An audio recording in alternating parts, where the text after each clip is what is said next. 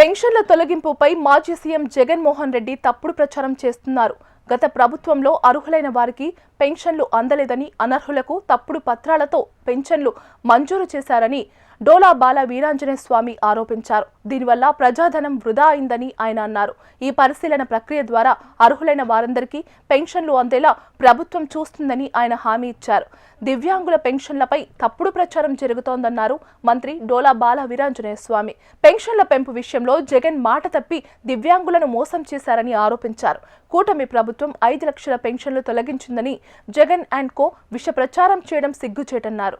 కూటమి ప్రభుత్వం వచ్చాక అర్హులైన ఏ ఒక్కరి పెన్షను తొలగించలేదని, అర్హత ఉన్న ప్రతి ఒక్కరికి పెన్షన్ అందిస్తున్నామన్నారు. దివ్యాంగుల పెన్షన్ 3,000 నుంచి 6,000కు పెంచిన ఘనత సీఎం చంద్రబాబుదేనని మంత్రి ప్రశంసించారు. గత 5 ఏళ్లలో పెన్షన్ల కోసం జగన్ ప్రభుత్వం 84,000 కోట్లు ఖర్చు చేస్తే కూటమి ప్రభుత్వం కేవలం 18 నెలల్లోనే 50,000 కోట్లు ఖర్చు చేసిందన్నారు.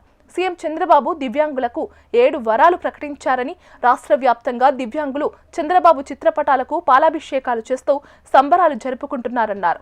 అది చూసి ఓర్వలేకనే జగన్ అండ్ కో దివ్యాంగుల పెన్షన్లపై విష ప్రచారం చేస్తున్నారన్నారు. పెన్షన్లు తొలగిస్తారంటే జరుగుతున్న ప్రచారాన్ని నమ్మొద్దని సూచించారు. ఈ పెన్షన్ల పంపిణీకి అవసరమైన ఏర్పాట్లను చేసుకోవాలని జిల్లా డిఆర్డీఏ పీడీలకు ఆదేశించింది. జనవరి 1వ తేదీన న్యూ ఇయర్ కావడంతో ప్రజలకు ఒకరోజు ముందుగానే పెన్షన్ ఇవ్వాలని ప్రభుత్వం నిర్ణయించింది. ఈ పెన్షన్ల కోసం అవసరమైన నగదును డిసెంబర్ 30వ తేదీనే బ్యాంకుల నుంచి తీసుకోవాలని గ్రామ, వార్డు, సచివాలయ ఉద్యోగులకు సూచించారు. ఈ పనిని సకాలంలో పూర్తి చేయాలని ఆదేశాలు జారీ చేశారు. రాష్ట్ర వ్యాప్తంగా పెన్షన్లు తీసుకునేవారు ఈ విషయాన్ని గమనించాలని అధికారులు సూచిస్తున్నారు.